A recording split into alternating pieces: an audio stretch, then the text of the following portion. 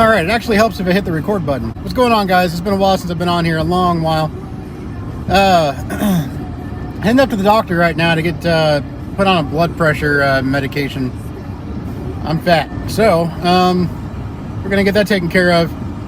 You know, I let myself get a little bit too lazy, and I'm paying the consequences. But I've been busting my ass here lately to try to get, you know, in a better position. But anyway, we're going up there right now to get that taken care of. DOT man is calling for it, so it is what it is. But anyways, we're gonna go up to the yard where I parked my truck. I had it serviced yesterday, so I gotta go pay for that today while I'm up there, and I'm gonna kind of play around with the motorhome a little bit because, hey, nice Jeep. Oh, you little pecker. Because the place where I park my semi, they let me park my motorhome there for free since I give them so much business. So I'm gonna go up there and play with the motorhome a little bit, get the generator going. Need to get the oil changed here soon in that generator and the motorhome itself. Yeah, man, I hope you guys are, I hope everybody's out there staying fairly busy. This is actually a rare occurrence for me to be home for more than a day. I've been running like crazy, and I'm actually gonna be home now for about 4 days. The first time I've been home for that long in a long time, since before this whole thing started. So I've been definitely staying very, very busy. Can't complain. Although this week I had to deadhead twice, 520 miles. Because as you know, I'm on contract freight now. So I have a load going out, but then coming back, it's not exactly the same story right now. But I'm still pretty fortunate to at least have the loads going out, because they still do well enough to cover what I need them to cover, you know, even if I do have to deadhead all the way back.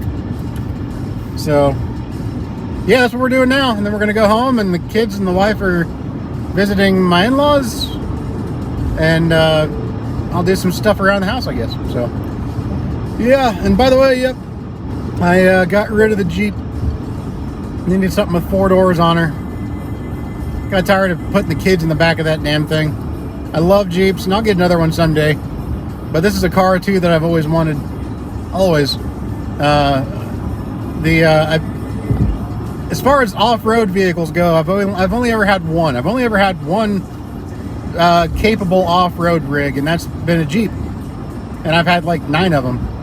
And you know, my last one was the Rubicon. I've had another Rubicon before that one. And I just wanted something a little bit different. So this is going to become kind of a project vehicle. It's a Lexus GX 460, bone stock right now, but I do plan on doing some stuff to it and eventually taking this out to Moab, Utah, like I did my Rubicon last year. So yeah, I got to put some steel bumpers on it though, maybe a rear locker. But it's a very capable, very, you know, solid platform. It's got, you know, it's like a typical truck or, you know, old school SUV. It's got body on frame, you know, construction, so it's not a unibody. You know, solid rear axle. It's got a center locking differential.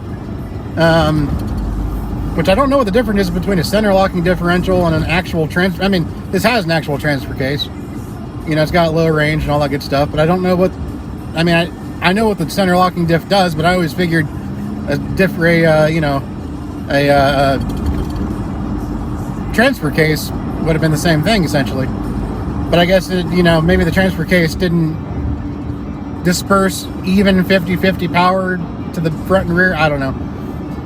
But so yeah, we got that, and it's you know, even though it's independent front suspension, it has a system on here which I'm still learning about, called something like oh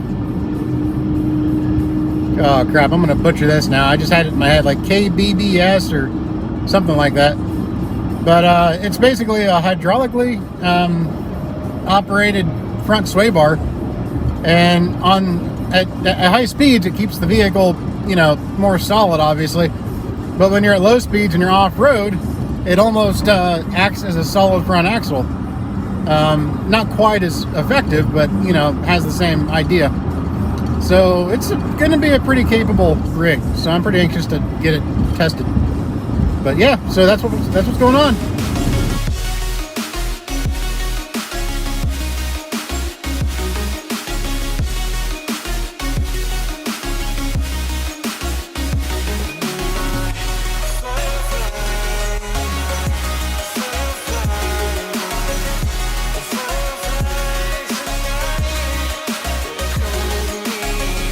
That's not a bad MPG for a 5,300 pound SUV.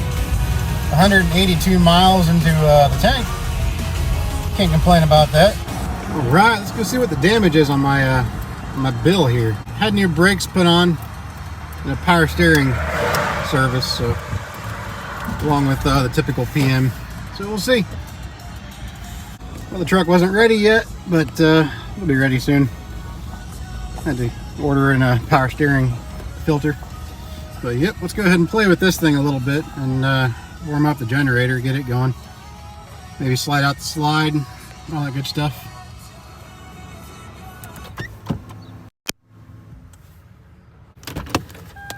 Oh my God, I want to go camping so bad.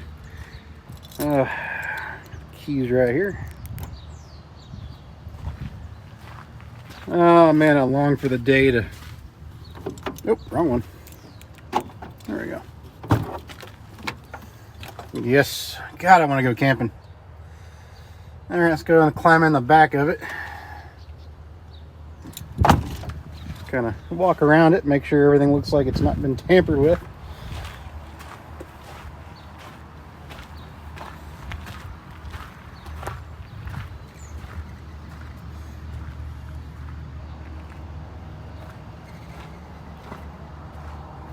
She's looking pretty good. Nice, nice. All right.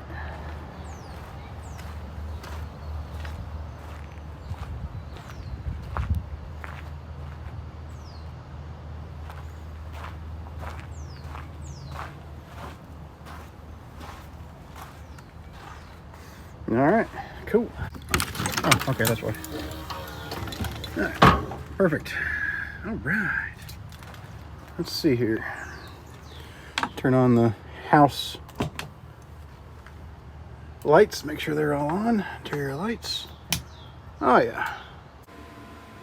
All right, let's go ahead and fire up this generator, see if she'll start. It's been a little while. She may not even start. So I forget how you even do it. There we go. Yep, gotta let it prime for a minute.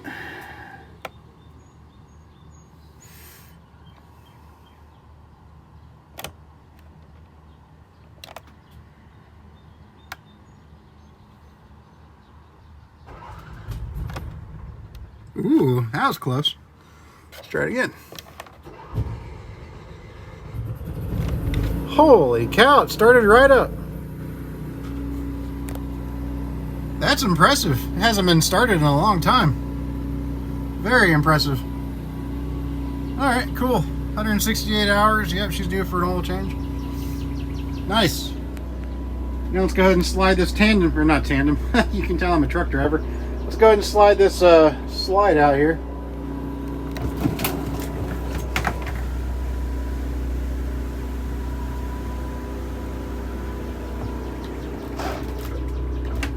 Oh yeah, there we go. Nice. Beautiful. Got it.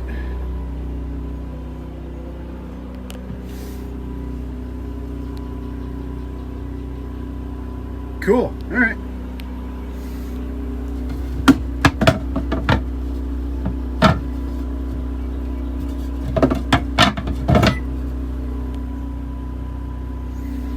Awesome, awesome. Yep. I'm impressed. All right. TV there, shower, bedroom, another TV, turn on. Oh yeah.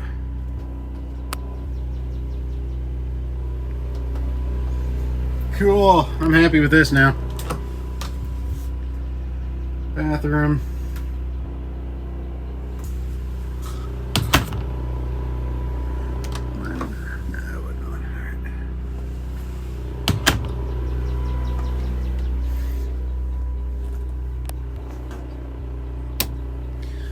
I'll let that generator run for a little while.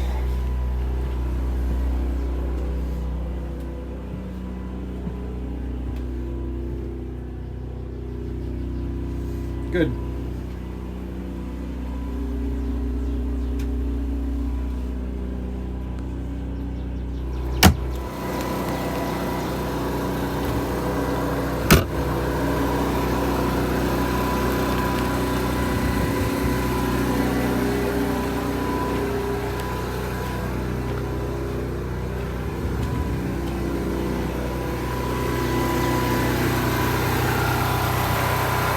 Running like a champ.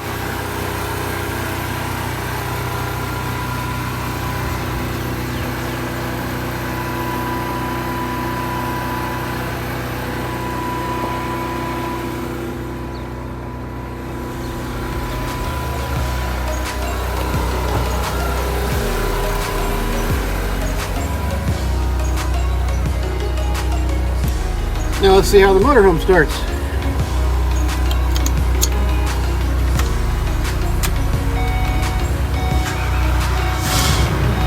Oh yeah.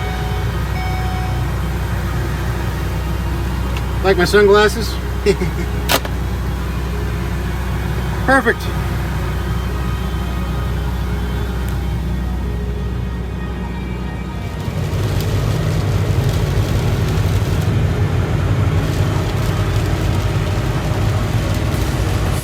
Yeah, I decided to go and take this thing out for a quick drive. It's been parked for quite a while. Wanted to get those tires warmed up a little bit, get some of the seals moist. I know a lot of people like the word moist. Wanted to make sure everything was flowing well. Looks like we're all good on the gauges. So, oh yeah, 8,700 miles. Running like a champ, but we're good to go, man. I'm ready for camping season. And I tell you what, man, I need to change the oil on it, but other than that, this thing's pretty good. Drives amazingly well down the road. Somehow, I don't know how they do it. I don't know how camper manufacturers do it, but the front end just floats. I mean, it is such a smooth ride. I guess we'll shut her down.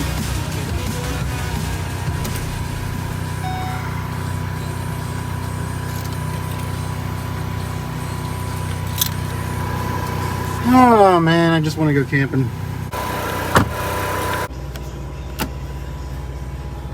I'll slide the tandem. Gosh, I keep calling it a tandem. We'll slide the slide back in here.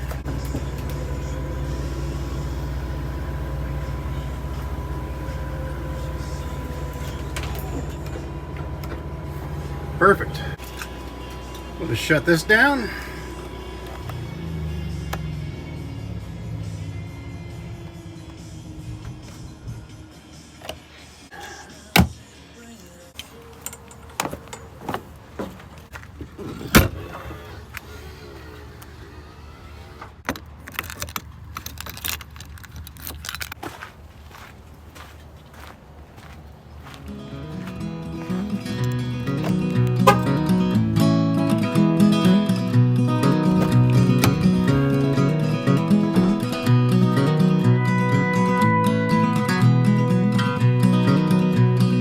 It's been a good day. I'm gonna go mow now, I guess. Kids are still with their mom. She's they're up there at her mom's, so I'm gonna take this time and do some mowing. Hope you guys are keeping your heads up out there. Oh, my voice cracked. I hit puberty. I know the rates are kind of rough right now. You know, I think I may have mentioned earlier that I'm fortunate enough to have a load that goes, you know, out, but finding loads back now is a whole nother story. I had to deadhead twice this week. 520 miles each time. And the rates were just astronomically terrible.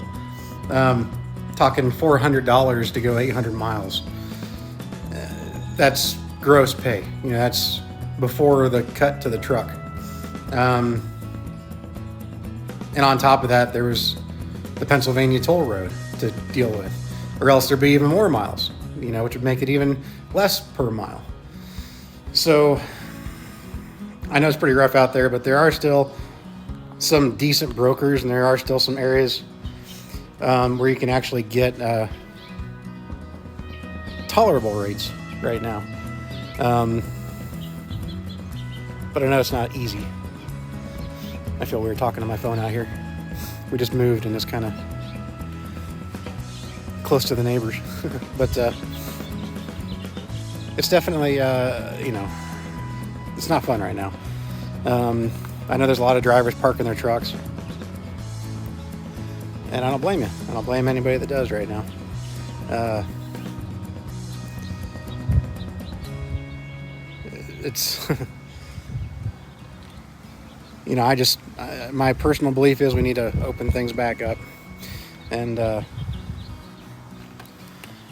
go from there, because, you know, it might be a unpopular opinion, but we kind of, you know, the death of the economy, although it might not be as immediate as maybe some of the deaths from the virus, the death from the economy will, in my opinion, it poses a bigger threat to life. It poses a bigger threat to, you know, keeping people alive. You know, it's in itself a virus when you close the economy down, because there's nothing that we rely on a daily basis that the economy is not involved in. And from the closings of all these plants, especially the meat processing plants and things like that, it's really it's shedding light on just how important everything is. And how everything that we do, everything is based on the economy. Good, bad, whatever. Now, Ohio, where I live, they just extended the lockdown to May 29th.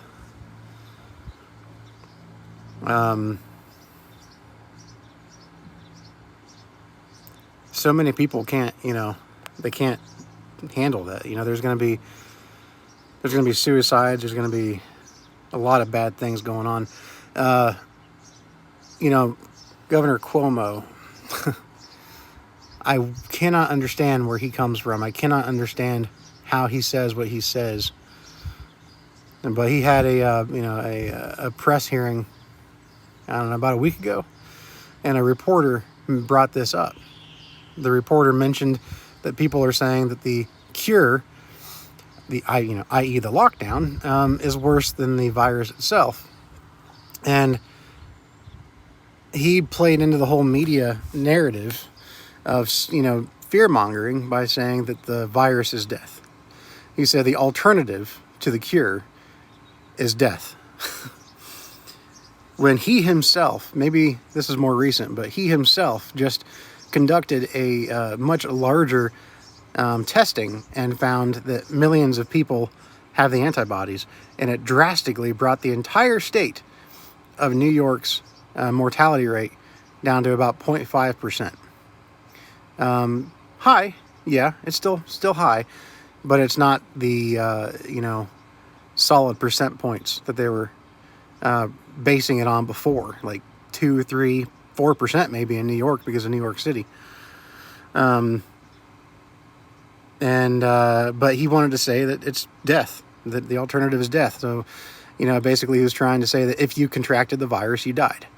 That's how he was trying to portray it, even though it's just the most disingenuous goddamn attitude to have about this. And, you know, he's never had a economically challenging life. His dad was a governor. They grew up in very established neighborhoods. His brother is a head CE at Anchor.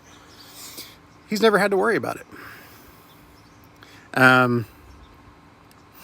And he wanted to say that economic hardship is not death. He wanted to say that the things that are stemming from the economic hardship isn't death.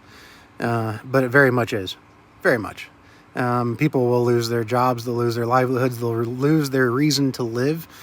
They won't be able to buy food for their family, they won't be able to keep a roof over their head, they'll become homeless. And he even said that even though domestic abuse is on the rise, he admitted that it's on the rise ever since this pandemic started, because, asshole husbands are kept up with, they're locked up with their wives more now, and they're taking their rage out on their families. And so he admitted that the domestic abuse is up. But he actually had the audacity to say that doesn't lead to death, because no husband has ever flown off the hook and killed his wife. That's never happened, never. And he even said that it doesn't cause others to be hurt, because again, he thinks that people don't fly off the hook and kill their significant other and their kids.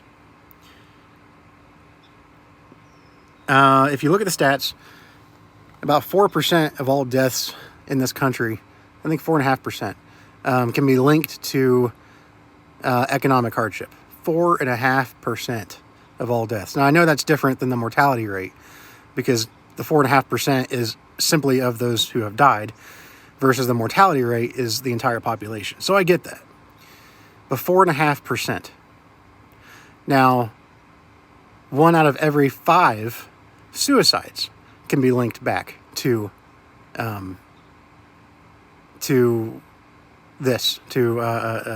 death. I'm sorry, to economic hardship. 1 out of 5. That's 20% of all suicides can be linked back to economic hardship. Being laid off, unemployed, business going under, things like that. 1 out of 5 suicides. But it's not death.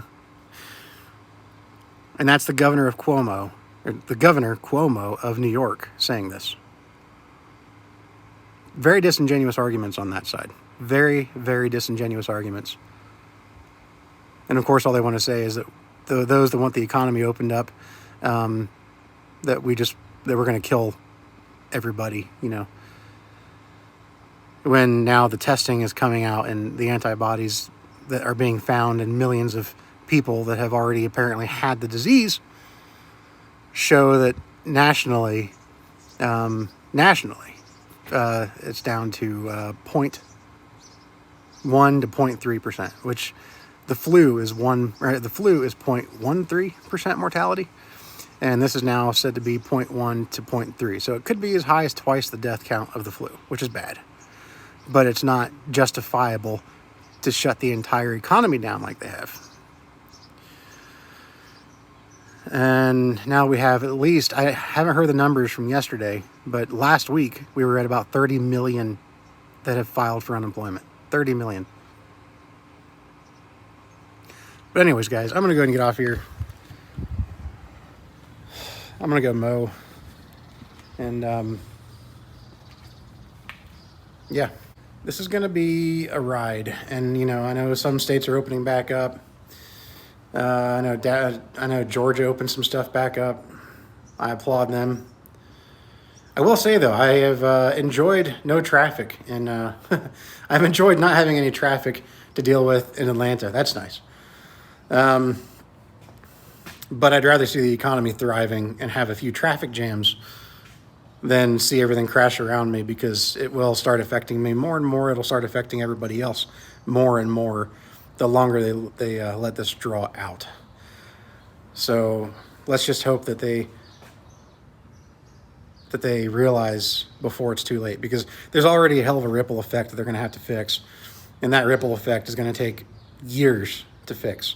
It's going to take years to really see a positive upturn, because it's just bad. But anyways, I'm going to go and get off here. I hope you all have a good day. I hope you guys are able to take care of your families right now. And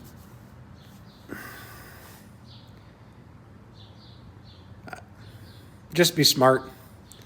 Do what you have to do. And hey, we'll talk to you guys all later. Yeah, we'll talk to you guys all later. Take care.